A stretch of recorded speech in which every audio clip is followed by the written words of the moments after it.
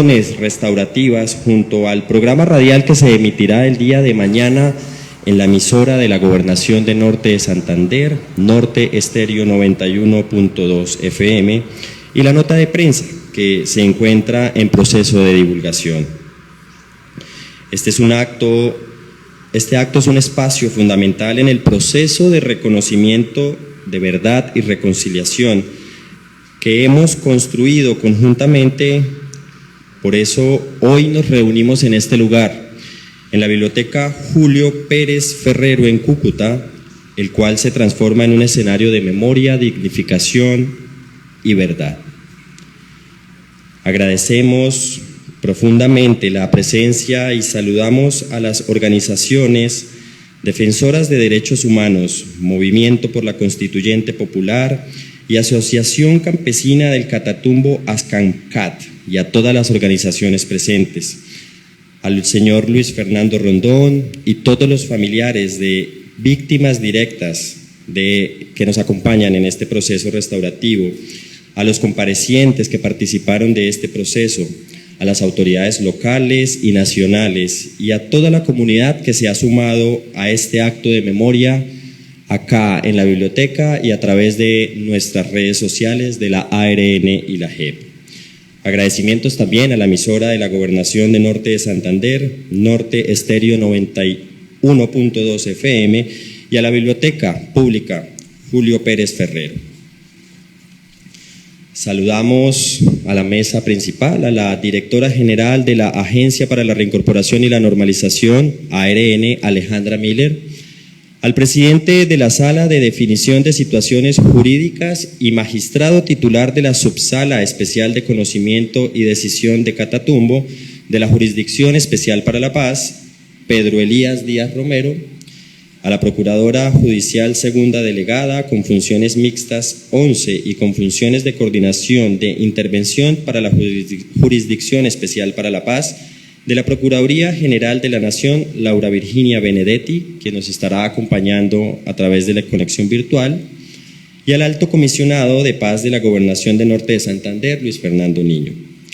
A continuación, vamos a escuchar las palabras de la directora de la Agencia para la Reincorporación y la Normalización, Alejandra Miller, para dar apertura oficial a este acto.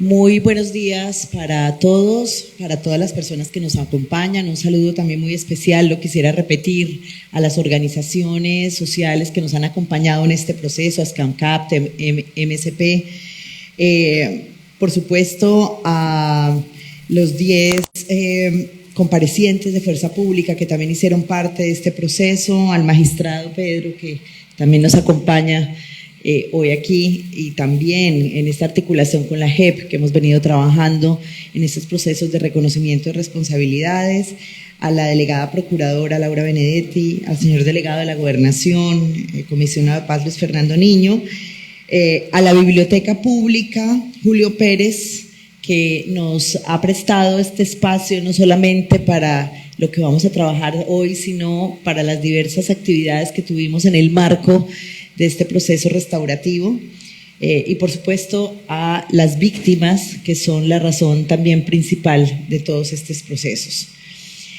Yo quisiera empezar diciendo que el programa de acompañamiento a comparecientes de la Fuerza Pública por parte de la Agencia para la Reincorporación y la Normalización cumple ya un año. Hace un año que empezamos este proceso como parte, digamos, de lo que se derivó en el marco del plan de desarrollo. Empezamos a implementar este proceso de acompañamiento a estas personas que pertenecieron o aún pertenecen a la Fuerza Pública y que son comparecientes ante la Justicia Especial para la Paz. Y pusimos el centro en algo que nos parecía fundamental, y justamente eran los procesos restaurativos, la restauración de las víctimas. La pregunta que nos hacíamos era cómo hacer para que este proceso de acompañamiento a estas personas redundara también en mayores niveles de verdad y, por supuesto, de restauración de las víctimas del conflicto armado. Y ese ha sido, digamos, nuestro empeño durante todo este año. Hoy tenemos 1.000 comparecientes en todo el país. Este proceso es uno de los 7 que estamos ya terminando a nivel nacional en este diálogo restaurativo entre víctimas, comparecientes, institucionalidad, organizaciones, acompañantes de las víctimas, etcétera. Tenemos la claridad que esto contribuye, por supuesto, al cumplimiento del punto 5 del Acuerdo de Paz, que está relacionado justamente con la reparación a las víctimas en el marco del Sistema Especial de Verdad, Justicia y Reparación. Yo quisiera resaltar como 3 aspectos que me parecen centrales de las razones o del sentido de estos procesos restaurativos con comparecientes de la fuerza pública. El primero, y lo he dicho creo en todos los otros escenarios, es la necesidad de que este país, un país profundamente negacionista, un país con actores y sectores profundamente negacionistas de lo que ha pasado en el conflicto armado, pudiera conocer la verdad. Y en ese mismo sentido, una parte que es central es creerle a las víctimas. Las víctimas y sus organizaciones que fueron señaladas, estigmatizadas, las llamaron locas, mentirosas, etcétera. Y yo creo que la posibilidad de que pongamos en lo público lo que realmente pasó, no solamente de la voz de la institucionalidad, sino también de la voz desde los mismos responsables, pues suma, por supuesto, a esa reparación. Entonces, creerle a las víctimas es parte, digamos, de este proceso de restauración. El segundo aspecto es la demanda que nos hacen en todos los espacios las víctimas, y es la necesidad de resarcir, de reparar, de limpiar el buen nombre de sus familiares. Es decir, que públicamente se conozca que estas personas eran campesinos humildes que trabajaban y que en función de decisiones de una política de exterminio también, pues terminaron, digamos, siendo víctimas y presentados en este caso como ejecuciones extrajudiciales. Y tercero, por supuesto, porque lo que decía hace un rato, la posibilidad de que pongamos en lo público que esta verdad, ¿cierto?, vaya contra esas narrativas negacionistas que se han instalado en la sociedad.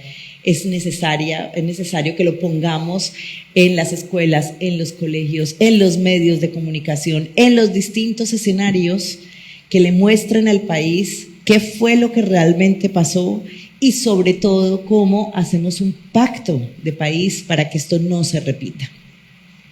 Esa es la tarea.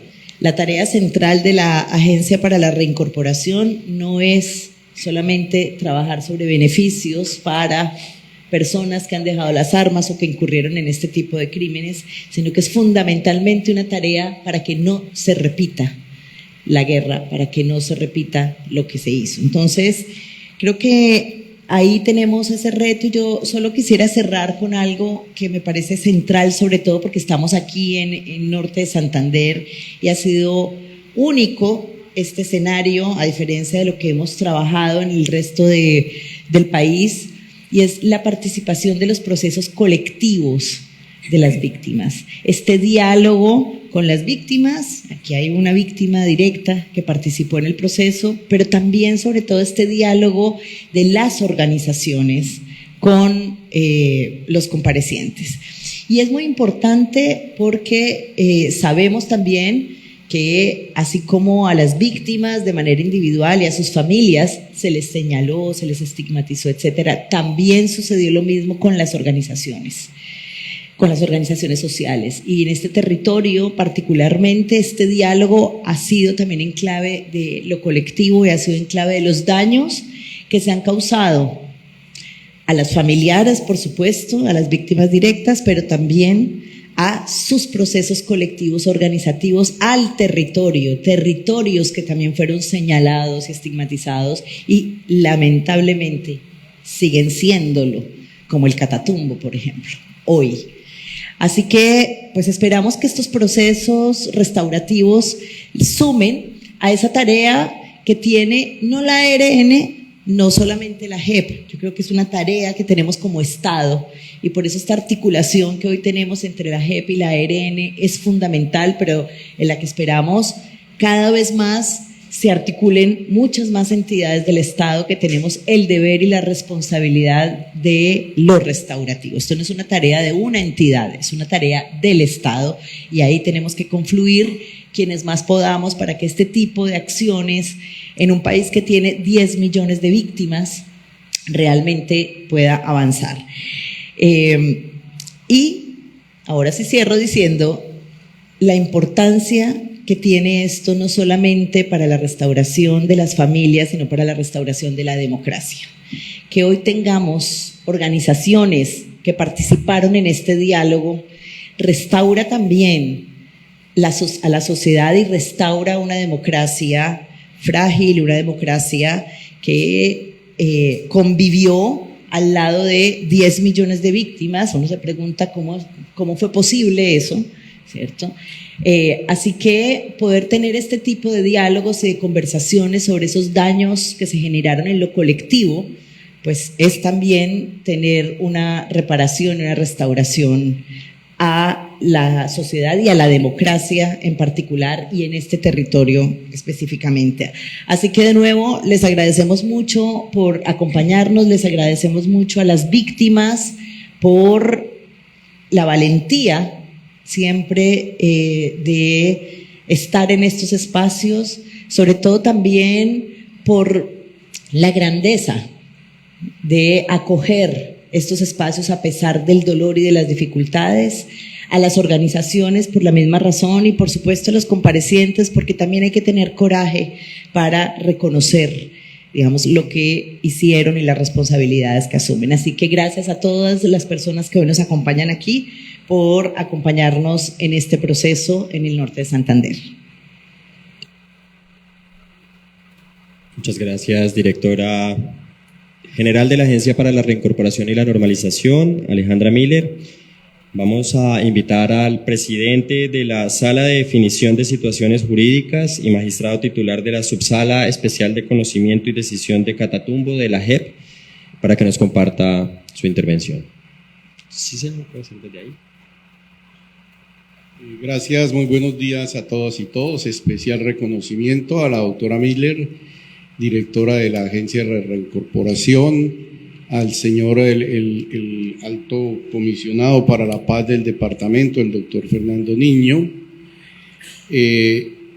también a las organizaciones sociales, representantes de víctimas y representación judicial de víctimas, que hacen parte del proceso transicional y que se han integrado a la realización de estas actividades que deberán ser evaluadas judicialmente por la JEP en su momento, si contribuyen a la reparación de las víctimas, y también a la dirección de esta biblioteca pública, Julio Pérez Ferrer, convertida hoy en día en un sitio de difusión de memoria.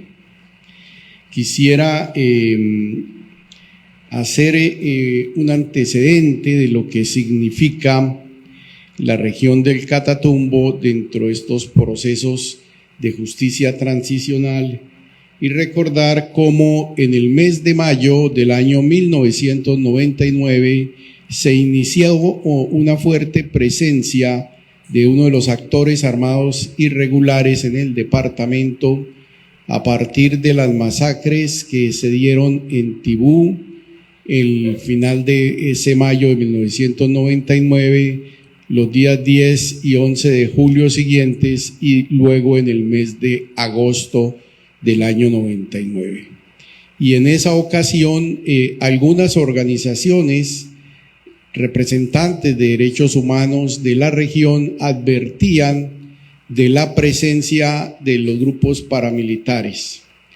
Y en ese momento, sobre el mes de julio, el entonces el brigadier general Bravo Silva, pues hizo una manifestación que históricamente hoy tiene una razón de ser frente a la actual situación de la región del Catatumbo. Señaló en ese momento el oficial, comillas, incursionar en la Gabarra y asesinar a sus pobladores por supuestos vínculos con la guerrilla y asumir el control de la zona no deja de ser una quimera y en la actualidad imposible de cumplir. Pues fíjense ustedes que posteriormente a esa declaración del alto oficial, pues vinieron las masacres de la Gabarra en el mes de agosto. Y se desencadenó toda una serie de incremento en el conflicto en la región del Catatumbo, que hasta el día de hoy persiste desafortunadamente. La región del Catatumbo es uno de los sectores de las regiones en el país en la cual el acuerdo de paz firmado entre uno de los actores armados, las FARC y el gobierno nacional en el 2016, no ha podido tener una vigencia completa. Es una región en la que en el día de hoy permanecen grupos al margen de la ley, grupos guerrilleros del ELN, del ejército gaitanista, de grupos de delincuencia organizada como los Pelusos, del EPL, disidencias de las FARC como el Frente 33 y del Comando Danilo García de la Segunda Marquetalia. Estos son realidades, esto está diagnosticado y hizo parte dentro de las alertas que desde el mes de noviembre del 2024 la Defensoría del Pueblo en su alerta número 023 advirtió sobre esta presencia. Sin embargo, no hubo una reacción consolidada e importante de los gobiernos en las diferentes estructuras nacional o departamental. Y ello llevó a que desde el 15 de enero de este año se empezaron a realizar una serie de acciones violentas por parte de estos grupos armados que controlan el territorio con los asesinatos de unas personas, en ese momento los esposos Miguel Ángel Rojas y Sura Durán Pacheco junto con un menor de edad.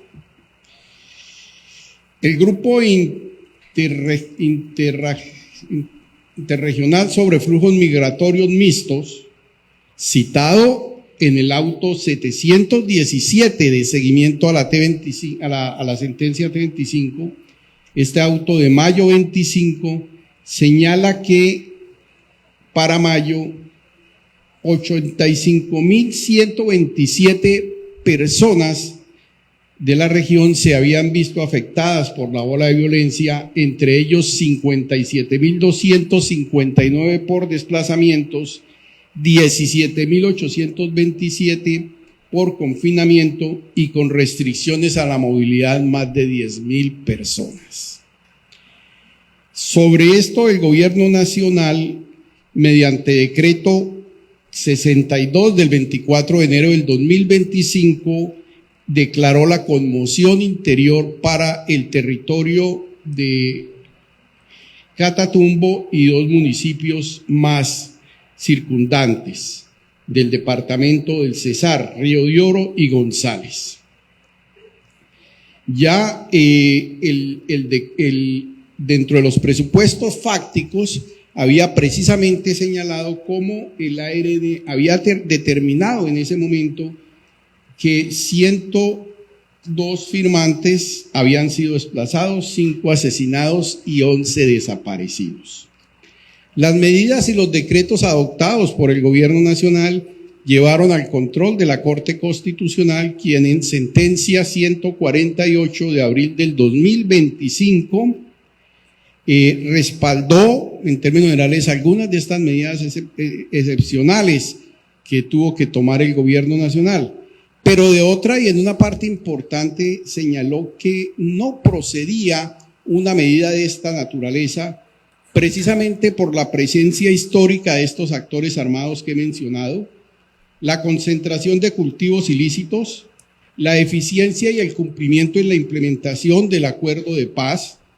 Se citaba como el PNUD en el año 2024, en una encuesta que hizo a los pobladores de la región del Catatumbo, señaló cómo esta región estaba en el último grado, en la última clasificación, donde la implementación del acuerdo de paz habría sido diferente. También señaló que las necesidades básicas insatisfechas de la población catatumbera, los daños a la infraestructura energética y vial, así como a las operaciones de los hidrocarburos. Es decir, una situación que venía de años atrás. Esto no era novedoso, esto no había ocurrido a partir del mes de noviembre o de enero, sino que precisamente era una situación de conflicto que se encontraba vigente y presente desde años atrás. Durante unas audiencias de verificación del régimen de condicionalidad, seguimiento a los aportes de verdad realizadas por la subsala Catatumbo los días 24 y 25 de abril, escuchamos a la delegada de la Defensoría del Pueblo para Justicia Transicional y al señor Carlos Quintero Sierra de la Asociación de Campesinos del Catatumbo Ascancab, quienes hicieron una presentación muy real sobre la situación que está ocurriendo en la región del Catatumbo. Ello llevó a que el 8 de mayo del 2025, llevó a que se le solicitara unos informes al Ministerio del Interior y al Ministerio de Defensa sobre cuáles eran las medidas que se aplicaban por esas entidades para atender precisamente en forma concreta todo este panorama devastador ya acotado y descrito por la Defensoría del Pueblo y por esta organización defensora de derechos humanos.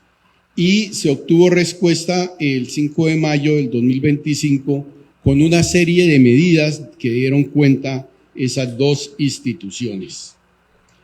¿Y por qué? Porque esto va en la línea de una de las garantías que debe, una de las formas de reparación mejor que debe facilitar el Estado como primer obligado en la reparación a las víctimas y que conlleva a una garantía de no repetición en la región precisamente donde se dio el conflicto.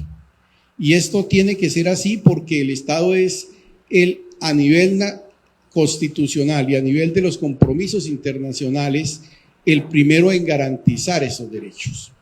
Y estas garantías de no repetición son crear condiciones básicas de seguridad, condiciones básicas de sostenibilidad económica y social para que esta región pueda por fin entrar a alcanzar alguno de los niveles de reparación que se señala en el Acuerdo Final de Paz y en el Acto Legislativo 1 del 2017 y 2 del 2017.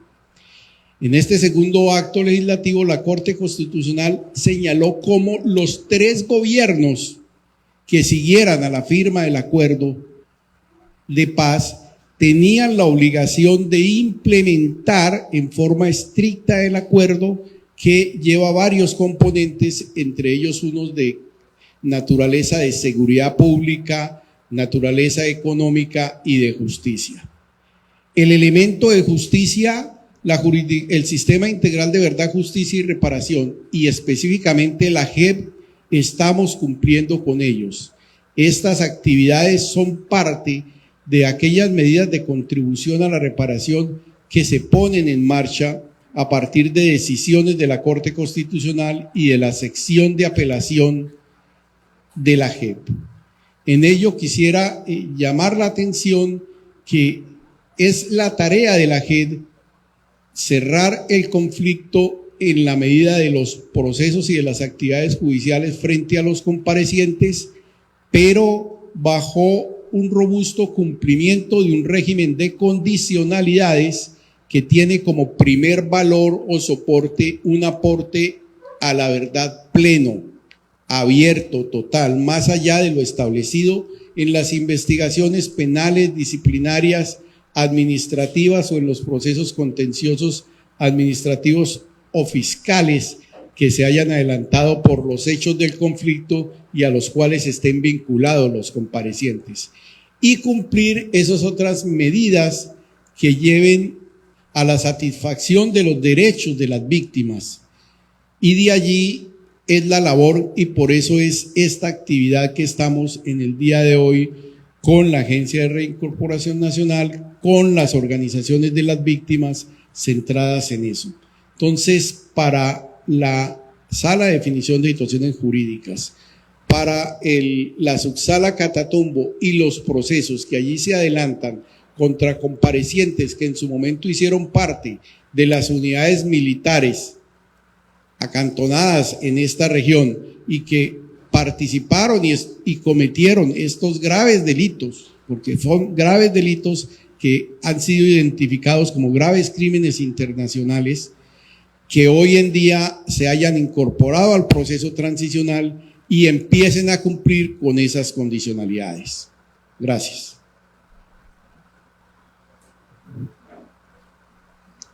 Muchas gracias al presidente de la Sala de Definición de Situaciones Jurídicas y magistrado titular de la Subsala Especial de Conocimiento y Decisión de Catatumbo de la JEP, Pedro Elías Díaz Romero.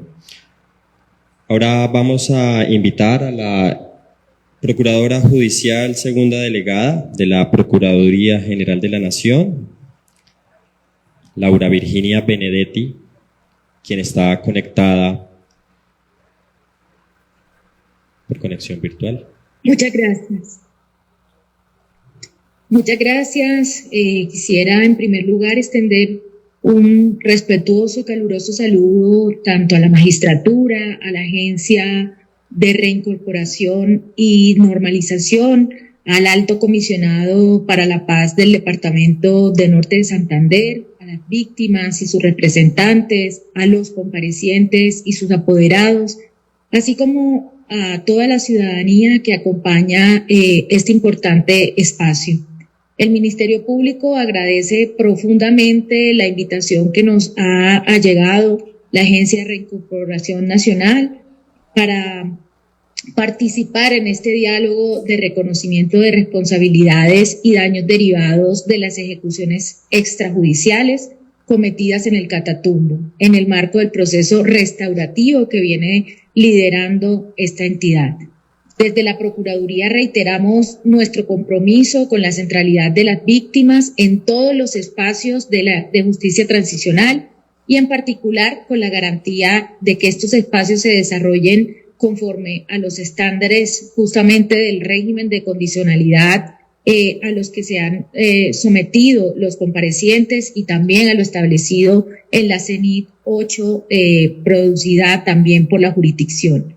En este sentido, reconocemos pues la importancia de este proceso restaurativo que hoy nos convoca y valoramos profundamente la participación también de las víctimas que se encuentran presentes, de sus representantes, de todas las organizaciones sociales, de los comparecientes y de las instituciones que se han vinculado también a este proceso. Porque la justicia restaurativa no es solo un acto simbólico, sino la oportunidad también de transformar el daño en responsabilidad y en el reconocimiento de ese compromiso que han establecido o que se han establecido en el marco del proceso. Les agradecemos muchísimo esta participación. Desafortunadamente no pudimos acompañarlos de manera presencial, pero siempre hemos estado siguiendo todo este proceso y de verdad que es un parte de satisfacción que se den este tipo de espacios donde tanto víctimas como comparecientes pueden también manifestarse y empezar a reconstruir el tejido social que fue tan afectado por el conflicto, en especial en una zona, como bien lo mencionaba el magistrado, tan golpeada, tan vulnerada por este conflicto armado interno. Les agradecemos mucho y pues estaremos en atenta escucha. Muchas gracias. Gracias, Procuradora Delegada Laura Virginia Benedetti. Ahora damos paso e invitamos al Alto Comisionado de Paz de la Gobernación de Norte de Santander, Luis Fernando Niño, para que nos comparta sus palabras. Bueno, muy buenos días para todos y para todas las personas que nos acompañan. Un saludo muy especial a la doctora Alejandra Miller, directora de la Agencia de Reincorporación, al señor magistrado Pedro Elías, director o presidente de la sala, que nos acompaña en esta mañana. De igual manera quiero saludar a todas las personas que están en este momento, tanto en esta sala como quienes siguen la transmisión de las redes sociales, tanto de la Justicia Especial para la Paz como de Norte Estéreo, la emisora de la Gobernación del departamento.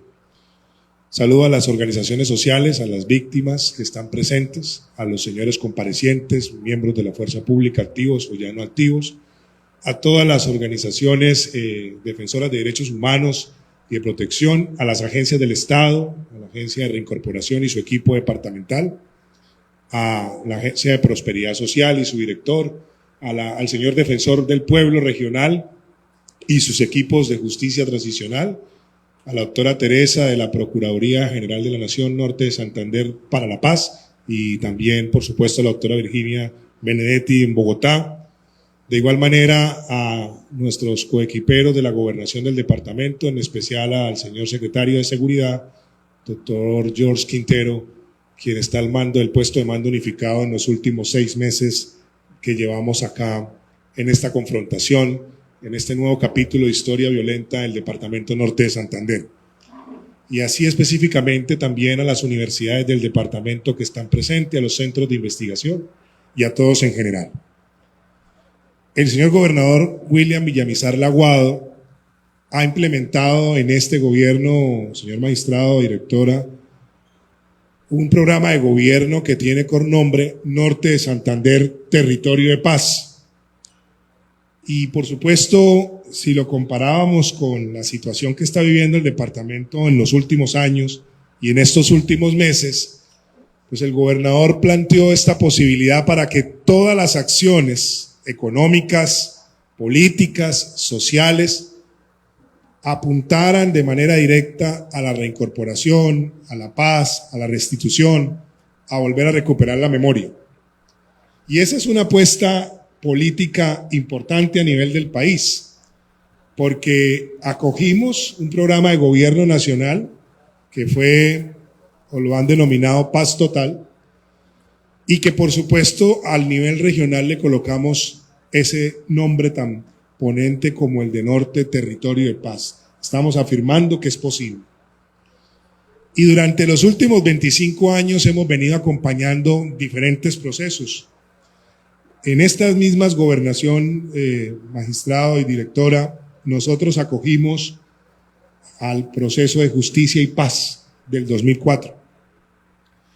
Y apoyamos toda esa importante labor de la reivindicación de los versionados, entregando la información que hoy también se va a complementar. También acompañamos las víctimas de desplazamiento forzado, las reparaciones, las vueltas al territorio y otra vez las expulsiones del territorio, porque esto pareciera que fuera cíclico. Lamentablemente, en el 2018, el EPL y el ELN vuelven a una confrontación muy parecida a la que está viviendo hoy el territorio, y de igual manera logramos avanzar en las conversaciones de paz que trajo el acuerdo de La Habana, de Cartagena y de Bogotá, y que luego haríamos la aplicación acá con la Jurisdicción Especial para la Paz, con la Agencia de Reincorporación, con la Unidad de Búsqueda de Personas Desaparecidas, que también está acá presente. El conflicto en Norte de Santander, señor magistrado, señora directora, ha traído aproximadamente 358.000 víctimas, sin contar las 100.000 víctimas directas de estos 6 meses. En solo 3 meses tuvimos 54.300 personas desplazadas, 38.000 personas confinadas, 150 personas asesinadas y, digamos, legalmente aceptadas por levantamiento o inspección judicial, porque pueden ser muchas otras más. En esas 150 personas Tenemos 6 firmantes de paz, 5 de ellos, 6 desaparecidos, en una situación que hasta el día de hoy no termina, teniendo como saldo lamentable el último fin de semana 3 de nuestros soldados muertos por explosivos y 8 de ellos también heridos. Y es una guerra que al final de un análisis uno comienza a preguntarse algunas perspectivas. Y es, ¿por qué después de tanto tiempo el conflicto permanece enraizado en un territorio como el norte de Santander? ¿Cuáles son las variables que llevan a que esto suceda en el departamento? ¿Y por qué las respuestas que hemos tenido, estatales, internacionales y de cualquier tipo, quizás no hayan resultado efecto? Pues bien, ahí es cuando la justicia transicional y restaurativa cobra vigencia. Y cobra vigencia porque, volviendo a las teorías de Galton y Lederach, de las famosas pirámides del conflicto, la violencia estructural y la violencia cultural no desaparecen mientras la violencia directa permanezca. Es decir, si no entra el desarrollo, la violencia permanece. Pero si la violencia permanece, no entra el desarrollo. Y en ese juego hemos perdido las últimas 3 décadas. Las víctimas siguen sumando en el norte de Santander. Al final, el ejercicio de hoy de diálogo es muy importante porque permite no solo reconocer verdades, sino que nos permite hacer una reflexión a mediano plazo. Y es qué es lo que sucedió no debe volver a suceder para que la espiral de violencia no vuelva a enraizarse. Y yo quiero terminar contándoles una de las experiencias que me tiene preocupado, directora y señor magistrado. Y es que en estas 100,000 víctimas que les contaba, la gran mayoría fueron niños y mujeres. Y en los albergues, que tuvimos 3 muy grandes, los de Cúcuta, un estadio de 40,000 personas lleno, Ocaña y Tibú, la mayoría eran niños y al conversar con ellos, muchos, y lo acaba de decir la UNICEF y El Tiempo el domingo, el aumento de ideas de suicidio, de desesperación, de medidas de ansiedad y de trastornos de aprendizaje volvieron a la luz. Los niños que vieron las masacres de La Gabarra y los desplazamientos del 2002 al 2004 son hoy muchos de ellos parte de las estructuras o que se reincorporaron o que están en las disidencias. Y entonces los niños del 2025, en 20 años, ¿dónde van a estar? Eso es lo que tenemos que parar con estos ejercicios. Estos ejercicios buscan la verdad, pero también buscan la no repetición. También buscan que logremos parar de una vez por todas el espiral de violencia. Por eso está muy bien construir universidades, colegios que apuntan también al cambio de la sociedad. Está muy bien reivindicar los hechos y hacer justicia, porque sin esta no se puede avanzar. Pero también es cierto que hay que comenzar a hablar de la salud mental, de las deudas pendientes, de las cosas que debemos mejorar como sociedad para que esto no se vuelva a repetir. En nombre de la Gobernación le agradecemos su presencia hoy, de todos aquí presentes, y le seguimos apostando a la paz, aunque pareciera una tarea difícil o que no pudiera llegar a un territorio como el nuestro, pero estamos convencidos de que lo podemos lograr si entre todos nos ponemos de acuerdo y sobre todo entre los distintos, que pensemos en que es posible juntarnos y pensar en un desarrollo diferente. En días históricos como hoy, en donde se conmemora el nacimiento de Simón Bolívar, la batalla de Carabobo y hoy un día tan histórico como este acto de perdón, de reconciliación, de acogimiento a la justicia, de reparación a las víctimas, y por eso confiamos que la paz es posible. Muchas gracias. Muchísimas gracias al Alto Comisionado de Paz de la Gobernación del Norte de Santander, Luis Fernando Niño. Ahora queremos invitarlos a un espacio en el que nuestro compañero del equipo de acompañamiento a comparecientes de Fuerza Pública de la ARN, acá en Norte de Santander, Miguel Grijalva, nos va a dar un contexto precisamente sobre cómo fue el ejercicio y todo este proceso restaurativo acá en Norte de Santander. Bienvenido, Miguel.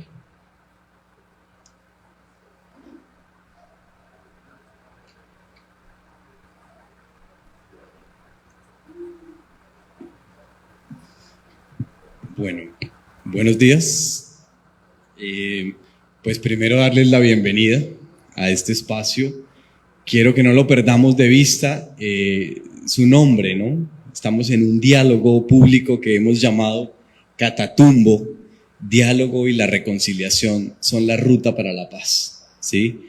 Y eso creo que nos tiene que seguir motivando y conectando con esta propuesta.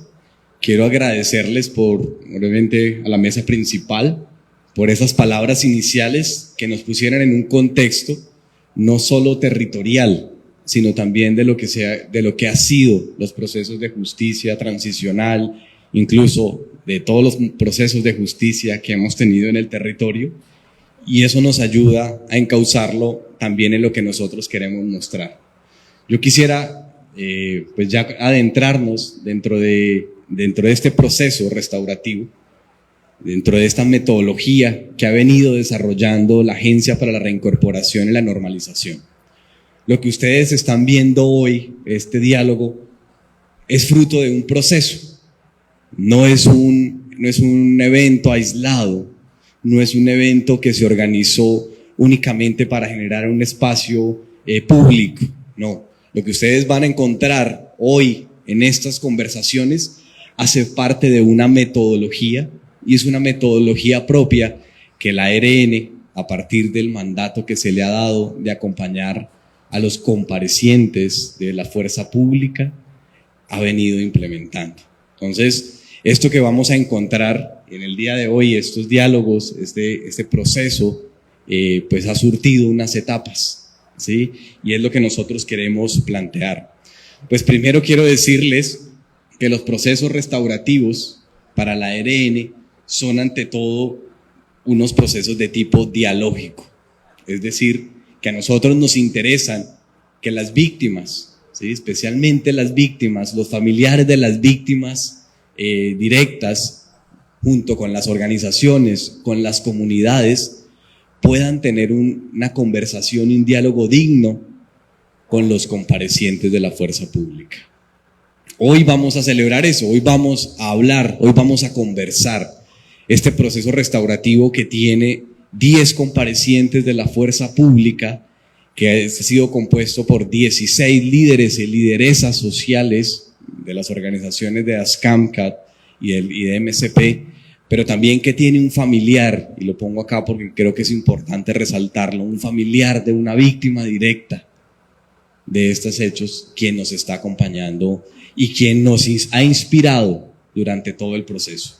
Entonces, plantearlo, esto que ustedes van viendo acá son algunas de las frases que han salido en estos espacios, y plantear entonces primero el principio dialógico que tiene esta metodología y esta propuesta. Segundo, lo que quiero plantear es la tríada restaurativa, es decir, es un diálogo que nosotros hacemos directamente entre comparecientes de la fuerza pública, familiares de víctimas directas de ser el caso, y también líderes, comunidades y organizaciones. Ya ahorita les cuento la particularidad que tiene este diálogo en especial, pero queremos primero que todos tengamos en cuenta que ese principio dialógico es el que se mantiene, que esa tríada restaurativa es la que nos ilumina y que tiene 4 etapas, ¿sí? Estos procesos restaurativos tienen 4 etapas. La primera la hemos llamado acercamiento, que es la que nos invita pues a tener una conversación con las partes. En esta etapa de acercamiento que iniciamos desde el año pasado, la empezamos con las organizaciones, y quiero hacer aquí una mención especial y un agradecimiento a todas los colectivos y también a las organizaciones que tienen como misión la defensa de las víctimas, como es CAJAR, como es MINGA, como es el Comité de Solidaridad de Presos Políticos, el colectivo, la Corporación Colectivo de Abogados Luis Carlos Pérez, porque con ellos y a través de ellos empezamos unas conversaciones para ver si era posible tener este tipo de propuestas, este tipo de diálogos, este tipo de acercamientos, que es lo que nosotros llamamos la fase de acercamiento. Asimismo lo hicimos pues con todos los equipos de defensa de los comparecientes y obviamente con la magistratura, en este caso pues con el despacho del magistrado Pedro Díaz que nos acompaña acá, para poder establecer cuáles eran las condiciones. Este diálogo en particular pues tiene unos elementos que vale la pena destacar, y es que solamente tenemos un familiar de víctima directa, ¿sí? Y eso también se debe a las condiciones actuales que vive el territorio, ¿sí? Ya lo decía muy bien el doctor Luis Fernando y el magistrado, estamos en un territorio donde todavía tenemos miedo, y tenemos miedo de hablar, y tenemos miedo de expresar esto que está sucediendo. Entonces, esto no es ajeno, hacer un diálogo en el territorio no es ajeno del territorio. Lo vivimos y lo que vivimos hace parte pues del territorio. Entonces, en este proceso de acercamiento, de hablar con estos familiares de las víctimas directas a través de las organizaciones, pues fuimos llegando pues a esta persona que nos va a acompañar hoy de familiar, pero también fuimos llegando a otro tipo de organizaciones, que son estos liderazgos en los que también representan a las víctimas. Liderazgos que ya lo vamos a ver en el diálogo público, también han sido víctimas de una u otra manera de la estigmatización, de los señalamientos, de lo que ha sido pues denunciar o plantear un hecho tan grave, un hecho tan grave como es este de las ejecuciones extrajudiciales. Entonces, contarles que esa primera etapa fue la de acercamiento, y esa nos terminó con unos encuentros de exploración de voluntades. Allí les preguntamos a las partes, ¿ustedes quieren participar en este proceso? Y allí, porque hay que destacar que es un proceso totalmente voluntario, ellos deciden voluntariamente participar, aunque luego tengan y se vean acogidos obviamente por todas las medidas de contribución a la reparación a través del despacho, en el caso de los comparecientes, pero el participar en esto es voluntario, y de esa manera voluntaria hicimos esa primera fase de acercamiento. Luego viene una segunda etapa que es el alistamiento, todo este proceso que les digo que empezó en noviembre, luego tuvo un primer encuentro en marzo, luego de los meses para acá, abril, mayo, junio hasta hoy, ha venido desarrollándose una segunda etapa que fue el alistamiento. ¿Qué significó? Significó hablar con las partes, porque un proceso dialógico nosotros lo reconocemos que debe ser preparado y cuidado. No simplemente debemos encontrarnos y empezar a dialogar, porque hay que crear unas condiciones. Entonces la segunda etapa, que fue la etapa de alistamiento, nos permitió tener unas preparaciones con las víctimas, con las organizaciones, y por otro lado tener una preparación con los 10 comparecientes que hacen parte de este proceso.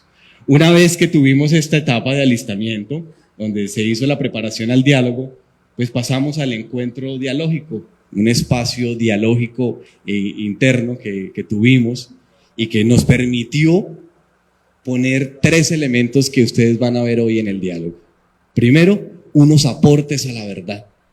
Fue importante para las víctimas, para las organizaciones sociales, escuchar de cara de los comparecientes, de estos 10 comparecientes, que vale la pena aquí mencionar que son no máximos responsables, son comparecientes no determinantes, por eso estamos acá en la sala de definiciones de situaciones jurídicas, pero fue importante escuchar de ellos sus aportes a la verdad. Para las víctimas y las organizaciones ese primer elemento fue importante. Segundo, pues el reconocimiento de sus responsabilidades, cómo ellos reconocían ante este grupo las responsabilidades frente a los hechos cometidos. Y tercero, el compromiso y el aporte a la restauración, ¿sí? Esto lo digo porque a partir de este momento, de este encuentro dialógico, y a partir de las solicitudes hechas por las víctimas y por las organizaciones sociales, se establecieron 3 acciones restaurativas. Entonces, quiero plantearlo. Este diálogo público es una de las acciones restaurativas, pero lo que nos pidieron en su momento, tanto las organizaciones como los familiares de las víctimas, es: queremos que se hagan 3 cosas.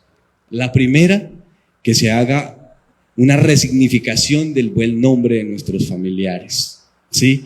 Y que se diga, obviamente, que no hacían parte de algún grupo armado, que limpiemos no solo su nombre, sino su dignidad y también el territorio. Para esto, la primera acción restaurativa es una nota de prensa.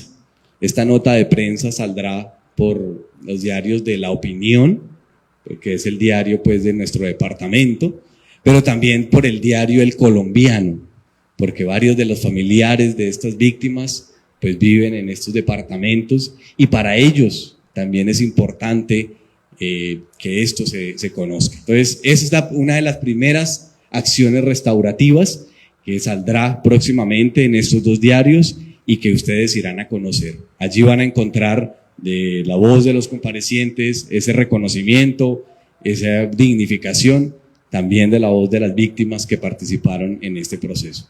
Una segunda acción restaurativa tiene que ver con un programa radial.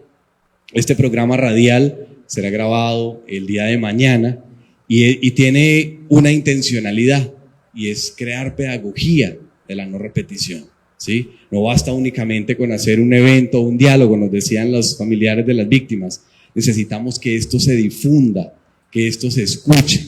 Entonces, este programa radial que se va a hacer por la emisora del departamento, Minorte Estéreo, y que será pasado por varias de las emisoras del Catatumbo, pues tiene esa intencionalidad también. Allí van a participar comparecientes, van a participar también víctimas y va a estar centrado también en esta pedagogía de la no repetición.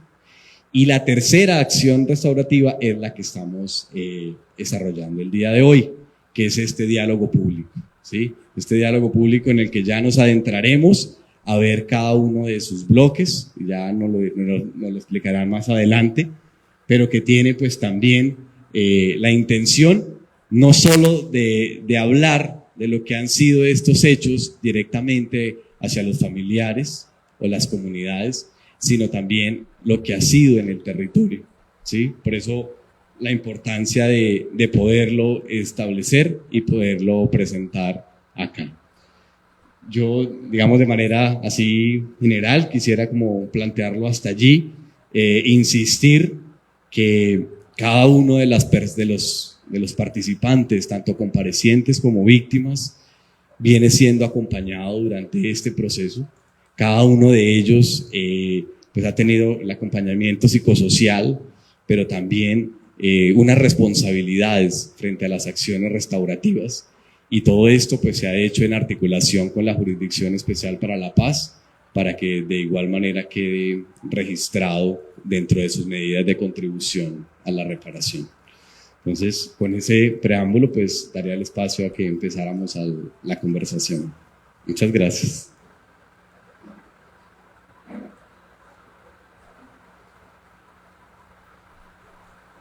Agradecemos a Miguel Grijalva, compañero del equipo de comparecientes de la ARN.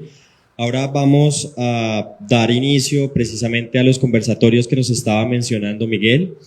Estos conversatorios que sucederán dentro de este acto pues fueron concertados entre las organizaciones, los familiares y los comparecientes precisamente para generar estas reflexiones sobre el impacto de cómo el conflicto armado ha tenido tanta concurrencia y ha sido tan difícil para la comunidad del Catatumbo.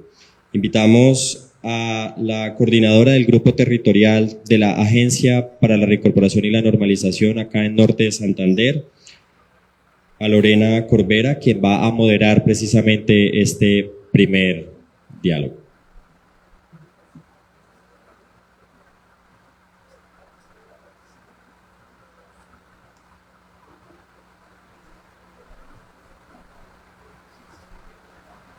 Hola. Bueno, buenos días a todas y todos. Para esta primera conversación, yo quisiera invitar a Juan Carlos Quintero Sierra de la Asociación Campesina del Catatumbo Ascancá, por favor. Y quisiera invitar a los comparecientes Weyman Gonzalo Navarro y Giovanni Valderrama.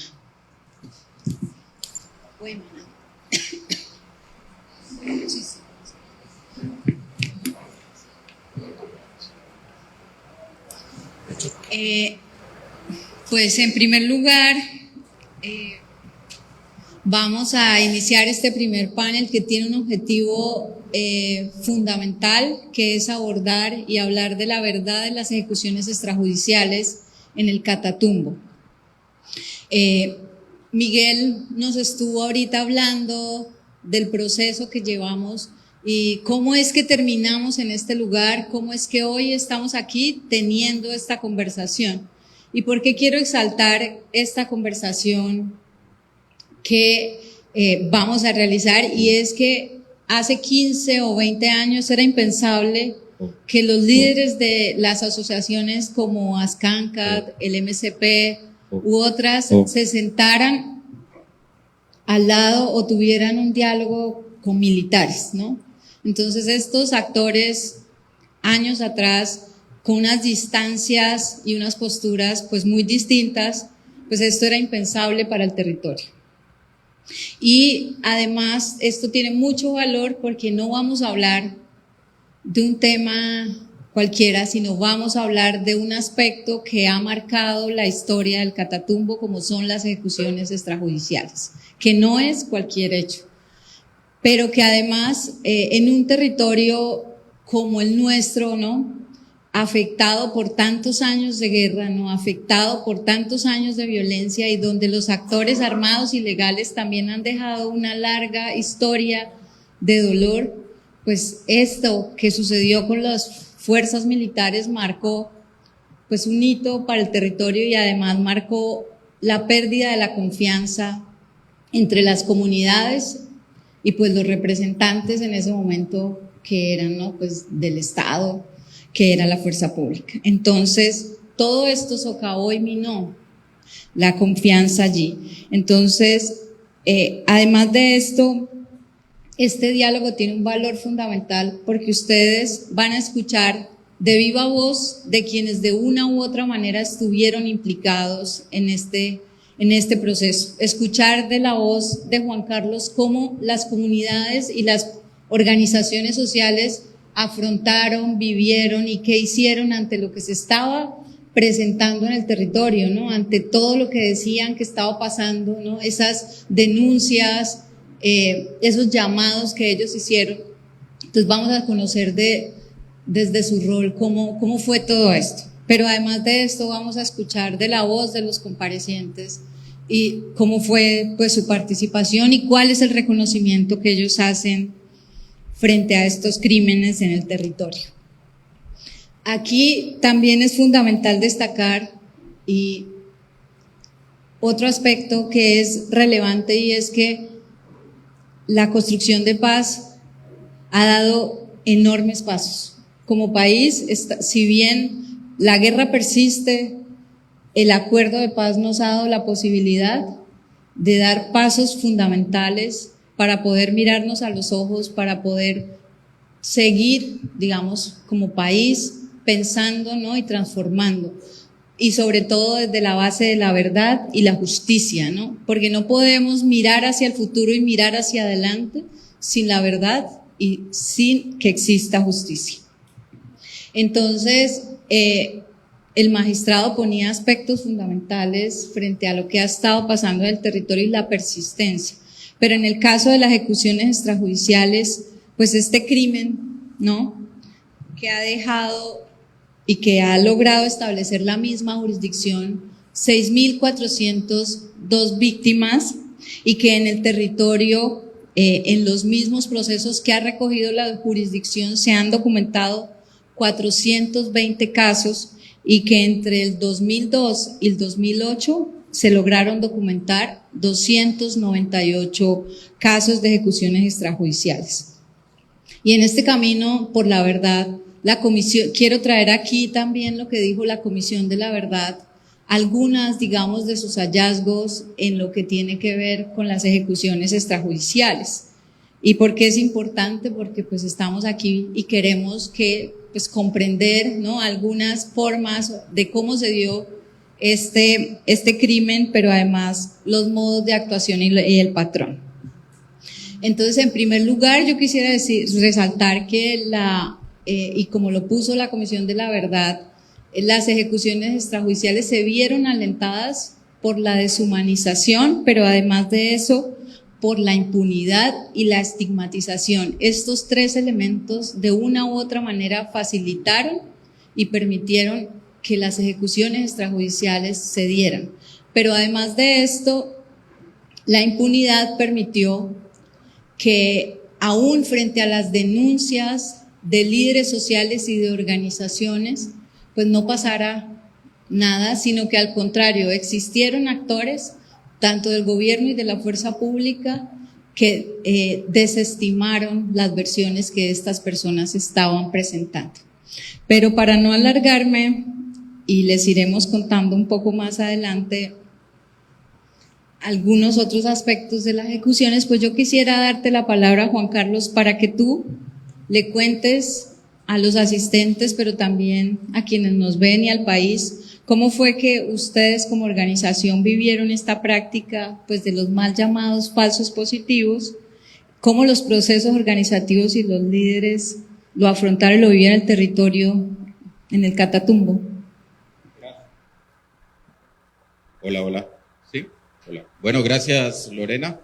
Quiero primero que todo extender un saludo especial a los familiares directos de las víctimas, al magistrado Pedro Díaz, que hemos compartido ya en varios escenarios, a la directora de la ARN, Alejandra Miller, al consejero de paz del departamento, Luis Fernando Niño, a quienes trabajaron arduamente para estar el día de hoy acá, los compañeros del MSP, mis compañeros de Ascancá, la comunidad internacional y a la academia.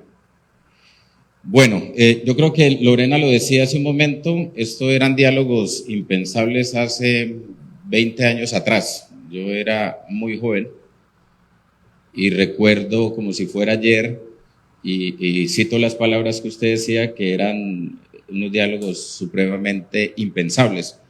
Nosotros tomamos la decisión de participar en este escenario porque consideramos que la venganza y la retaliación no llevan a un buen puerto el futuro ni del Catatumbo ni del país. Ese fue el principio que discutimos nosotros al interior de la organización y consideramos que en un proceso de paz donde no hubo vencedores ni vencidos y que las víctimas son el centro del acuerdo, es clave este proceso de diálogo restaurativo.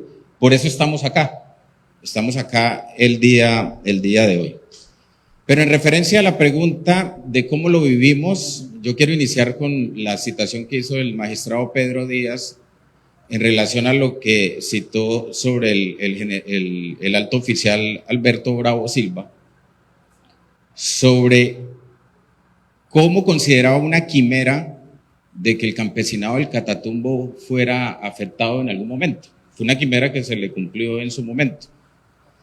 Y es que el capítulo de las ejecuciones extrajudiciales, mal llamados falsos positivos, para nosotros son un plan de guerra más que ha sido dirigido contra las comunidades del Catatumbo. Nosotros hemos vivido distintos momentos de la historia. Y conecto lo de Alberto Bravo Silva, porque si bien las ejecuciones extrajudiciales en Catatumbo están registradas desde finales de los 80, otros a comienzos de los 90, el pico más alto lo dimos en el marco de la política de seguridad democrática dirigida por el expresidente Álvaro Uribe. Esa es la importancia de este momento en particular, porque son los picos más elevados de esa práctica y de ese hecho de lesa humanidad.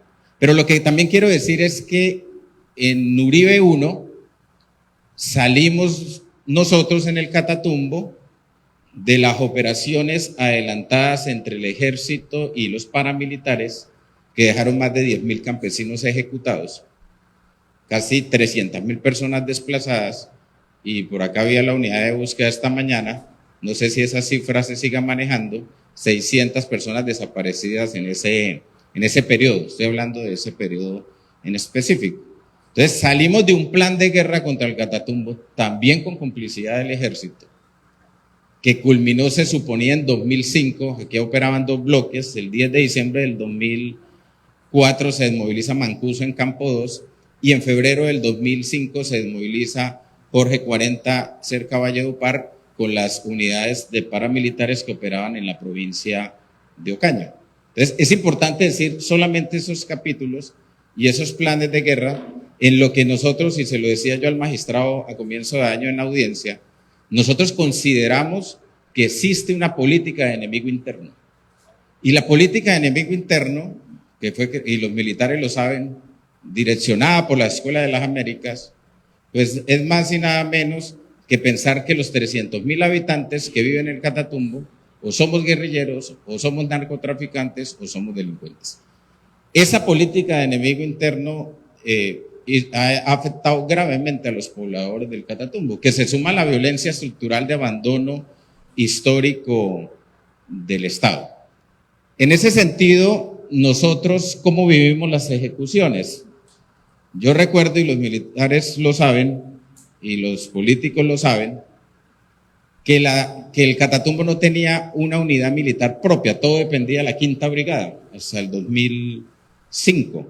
Cuando sale el bloque norte y el bloque Catatumbo, el presidente Uribe crea aquí 2 unidades militares, la Brigada 30 con sede en Cúcuta y la Brigada Móvil número 15 con sede en Ocaña. Eso lo recuerdo como si fuera ayer esos anuncios.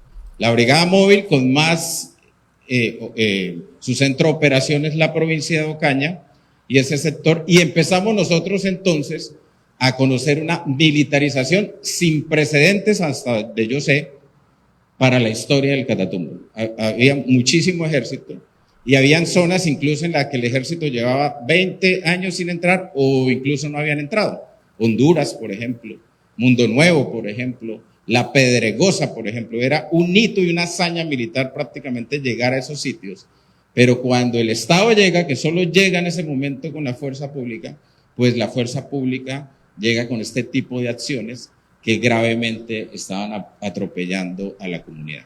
Entonces empezamos nosotros a ver y a notar que se empiezan a ejecutar, que el vecino, que el conocido, aparecían muertos o muchas veces reportados en la morgue de Ocaña. En ese tiempo había una emisora muy famosa, no existían redes sociales, y la emisora más famosa era Radio Catatumbo. Entonces en Radio Catatumbo se reportaban los hechos y muchas veces los familiares se daban cuenta por los mensajes de Radio Catatumbo sobre lo que allí había ocurrido. Tengo la presión del tiempo, voy a tratar de agilizar, pero en ese sentido lo que nosotros empezamos a ver fue que eso se estaba volviendo sistemático.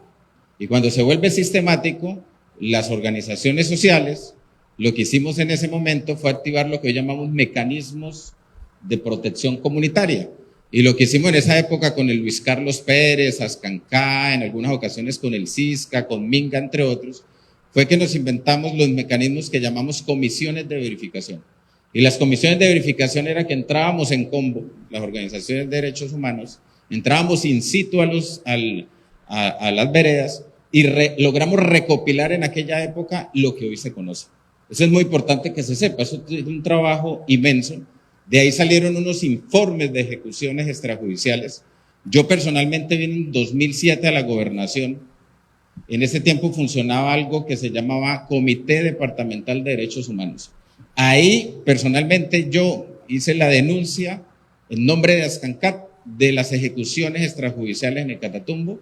Fui maltratado ese día por miembros de la fuerza pública, por políticos. Recuerdo que dijeron que nosotros estábamos presentando un informe sesgado y que nosotros éramos, la palabra de moda en ese tiempo era terrorismo, ¿no? Éramos proclives al terrorismo. ¿Cuándo vino a tener credibilidad el tema de las ejecuciones extrajudiciales? Cuando estalla el escándalo de los jóvenes de Soacha, que resultan engañados, secuestrados, desaparecidos y ejecutados en el sector conocido como Las Chircas. Les estoy hablando del año 2008. Y en el año 2008, recuerdo que hicimos los primeros contactos de lo que hoy el país conoce, las Madres de Soacha. Y con las Madres de Soacha hicimos las primeras marchas en Ocaña en el 2008 e hicimos el primer plantón, recuerdo, en la Fiscalía General de la Nación de Ocaña en el 2008, con lo que hoy conoce el país como las Madres de Soacha. En ese sentido, también recuerdo que en diciembre los otros sectores sociales adelantaron la audiencia pública sobre ejecuciones extrajudiciales en Locaña. Eso fue en diciembre del 2008, fue un evento grandísimo. Ahí se generó un proceso de visibilización. La respuesta institucional fue que los jefes del ejército de la época lo que estaban era justificando los hechos. Nos llevaron a la actividad, lamentablemente, militares que habían sido mutilados por minas, y lo que planteaban en aquella época era decir que entonces la responsabilidad de la comunidad también tenía que ver con la mutilación lamentable de miembros inferiores, de miembros de la fuerza pública. Finalmente estalla el escándalo de las ejecuciones, porque el Catatumbo es importante a nivel del país por eso, porque estalla lo de Soacha acá, y la única medida que tomó Álvaro Uribe y Juan Manuel Santos en esa época, que era el ministro de la Defensa, fue lo que se llamó la purga del ejército, que fueron a unidades del Magdalena Medio y a unidades de Norte de Santander. Recuerden que apartaron 27 altos mandos militares, pero no hubo ninguna otra acción contundente en relación a ese proceso. Así lo vivimos, nos tocó tomar mecanismos de seguridad, recuerdo, comunitarias, de no andar de noche, de que si el agua se iba tocaba andar en grupos de 3 o de 4, porque pues nosotros ya sabíamos que podía haber una situación compleja que afectara gravemente a la comunidad. Y está el hecho de la estigmatización, señor magistrado y directora. Nosotros cuando aceptamos esto también dijimos, y se los planteamos a los comparecientes, que es necesario darle un plus a este diálogo restaurativo. Ese plus, que claramente la prioridad son las familias directas, es necesario que los comparecientes en su intervención reconozcan la labor de las organizaciones sociales en este proceso. Es decir, sin comunidad organizada no hubiese existido la verdad que hoy estamos nosotros conociendo. Claramente hay otros aspectos, la voluntad de todos y todas, el mismo acuerdo de paz, pero fue la comunidad organizada la que finalmente pudo recopilar esto, y finalmente recuerdo con la magistrada Catalina, aquí en el Hotel Casablanca, presentamos junto con el Luis Carlos Pérez, el Cisca y Minga, 180 casos de lo que nosotros habíamos documentado 15 años atrás y que jamás nos imaginábamos íbamos a hacer. Primero, conocer la verdad. Segundo, estar en este tipo de diálogos. Y tercero, tratar de avanzar en la reconciliación. Me disculpan haberme extendido, pero vamos a ir siguiendo intercambiando. Muchas gracias. Muchas gracias, Juan Carlos, porque pues efectivamente tocas dos aspectos o tres. Primero, pues esa larga trayectoria del territorio padeciendo la guerra, pero además de eso, la estigmatización y algo muy importante es la sistematicidad.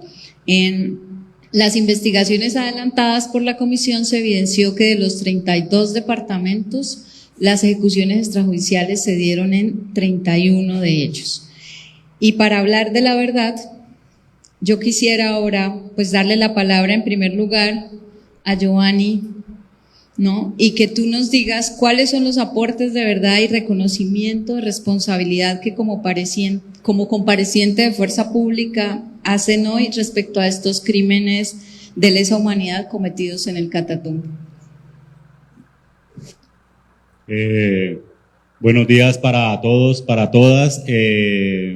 Primero que nada, darle gracias a Dios, a las víctimas, familiares de víctimas, asociaciones, por permitirnos compartir estos espacios con ustedes. Mi nombre es Giovanni Valderrama Saavedra. Para la época era soldado profesional de la Brigada Móvil número 15. Me desempeñaba como puntero rastreador. Mi aporte a la verdad, mi reconocimiento es: seleccionábamos a pobladores de la zona como muertes en combate.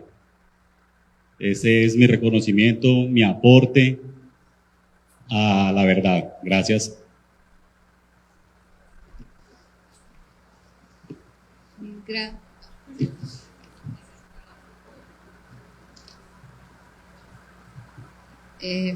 Mil gracias, Giovanni. Yo quisiera repetirle la misma pregunta a Weyman Gonzalo Navarro. Muy buenos días, honorables y respetables víctimas directas, organizaciones, señor magistrado Pedro Elías, doctora Miller, gracias por ese esfuerzo, señor Luis Fernando, gracias, buenos días. El fenómeno que se vivió en el Catatumbo y en gran parte del territorio nacional por parte de las acciones de algunos miembros de las fuerzas, entre ellos nosotros 10, los que estamos aquí el día de hoy, obedecían en un principio una búsqueda de debilitamiento de organizaciones armadas al margen de la ley. Y bajo ese concepto se buscaba lo que era afectar las milicias o redes de apoyo. El Catatumbo, que vivió un proceso de asociatividad casi que obligado desde los años 30, los 60 cuando llegaron las guerrillas, los 90, los 2000, era la única manera que encontraban para defenderse y para llevar su voz fuera del Catatumbo. Y al ser organizaciones tan estructuradas, tan fuertes, eran vistas con cierta suspicacia por parte de algunos miembros de Fuerza Pública. Ninguna de las verdades que estamos reconociendo aquí está por fuera de las verdades jurídicas, pero creo que más allá de la responsabilidad en estrados está la responsabilidad con las comunidades. No era extraño en el argot popular entre nosotros los militares asociar a las organizaciones CISCA, MSP, ASCANCAT, con auxiliadores directos de grupos armados. Entonces, bajo ese entendido, eran casi que objetivos latentes para que fuesen presentados como muertos en combate. Era una práctica criminal que se utilizaba también para elevar los resultados operacionales y con el que se generaba un daño institucional grandísimo, porque el respeto por el que debe gozar el uniforme se convertía en miedo. Bajo ese orden de ideas, la afectación a territorio y a comunidades fue escalando, porque si es un impacto familiar de una víctima en una vereda, en una región, multipliquen eso por cientos. Desdibujamos la labor institucional y seguimos promoviendo una práctica de eliminación del enemigo, donde el factor predominante, el común denominador, era afectación a la población civil. Juan Carlos me decía que para él era muy importante que nosotros como comparecientes reconociéramos el esfuerzo y el trabajo tejido, mancomunado de las comunidades, de estos líderes que cada vez eran más escasos, porque claro, la vocación de liderar un trabajo social en una comunidad donde los líderes son asesinados por uno u otro bando, pues es escasa. Y le manifestaba que para nosotros, para el nivel de tropa que dirigíamos, nuestra injerencia no recepcionaba directamente esas denuncias. Pero eso no es excusa para reconocer el trabajo titánico que han tenido ustedes y parte de la responsabilidad de que estemos nosotros aquí como comparecientes asumiendo una verdad vergonzosa es trabajo de ellos. Y hemos convenido de que mientras más profundas, más sinceras sean los aportes a verdad, se puede hablar de reparación, porque uno no puede reparar sobre mentiras, uno no puede reparar sobre la negación, como dice la doctora Miller. Debemos aceptar, mirar el pasado, encararlo de frente, asumir y tratar de coayudar en la construcción de este país. Colombia la sostenemos todos. Muchas gracias, Weyman, porque efectivamente en el relato que tú planteas, pues encontramos que sí existió una estrategia, ¿no? O bueno, la comisión encontró que existía una estrategia que pasaba por 3 puntos, ¿no? Que era la planeación, la ejecución, pero además de eso, el encubrimiento. Y que además los crímenes de falsos positivos pues estuvieron marcados por la clase. Se buscaban personas, víctimas civiles que estuvieran en condiciones de vulnerabilidad, discapacidad física o mental y de pobreza. También gracias por la reflexión que nos lleva a pensarnos, pues definitivamente el país que queremos construir, ¿no? Y cómo este escenario nos brinda la posibilidad de reflexionar y hacer esas, conocer, también reconocer que esto nos pasó, pero que además necesitamos que no se repita. Para cerrar este momento y este primer panel, y como un momento simbólico, pues los integrantes de este proceso, pues quisimos hablar de la unidad, ¿no? Y de ese país que todos queremos construir.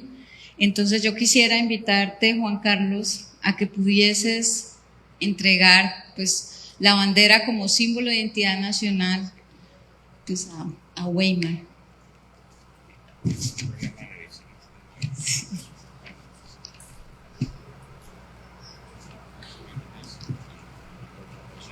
Sí, sí. Es que no veo. Tenga esta que está tu lado. La izquierda.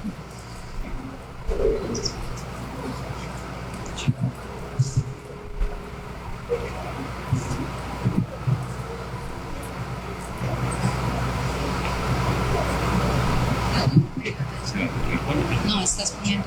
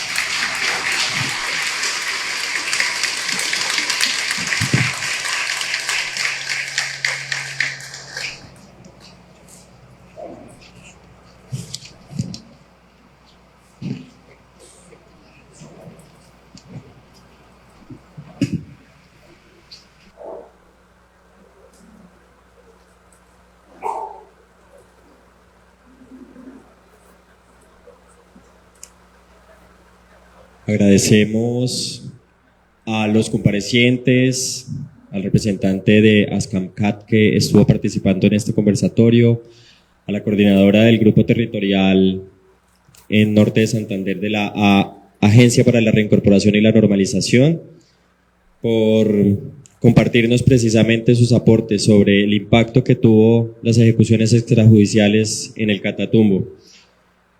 Este conversatorio o este primer conversatorio que tuvo como nombre La verdad de las ejecuciones extrajudiciales en el Catatumbo nos abre las puertas precisamente para invitar a Jorge Cuellar, quien nos compartirá precisamente una intervención musical